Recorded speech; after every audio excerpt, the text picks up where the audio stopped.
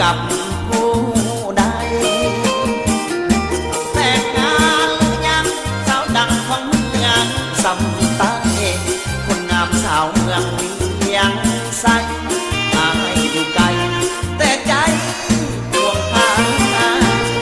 น้องสาวงามเลือสาวสำเนือแดนหมากจองามเทียบสาวเวียงทองเลี้ยวมองทวดออกท้องนาสาวเมืองเสียงคอให้รอทางคนนาอย่าเฝ้าแต่งงานเด้อ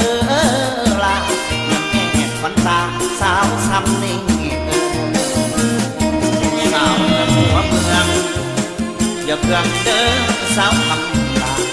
สงกรานต์บุญเดือนห้าสองเอามาเที่ยวตาดเสลอ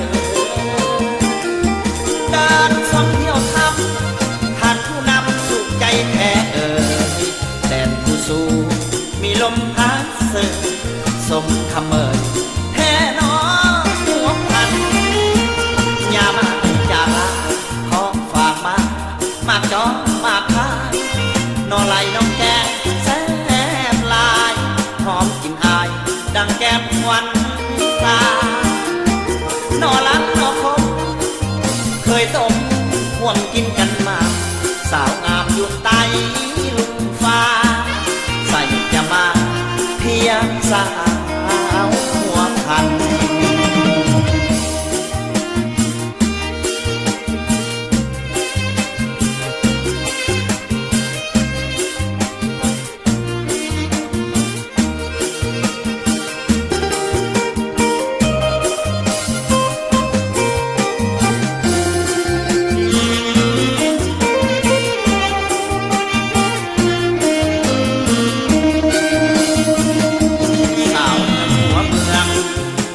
อย่าเพื่องเด้อสาวคำลาสงกรานต์บุญเดือนห้าสองเอามาเที่ยวตาดเสลอเดินท่องเที่ยวทำท่านผู้นำสุขใจแท้แดนผู้สู้มีลมพัดเสยสมคำเอ่ยแท้นอหัวพัน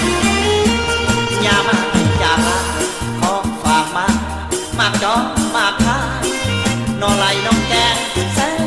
บลายหอมกลิ่นอายดังแก้มวันตานอลักนอคมเคยต้มห่วงกินกันมาสาวงามอยู่ใต้ลุงฟ้า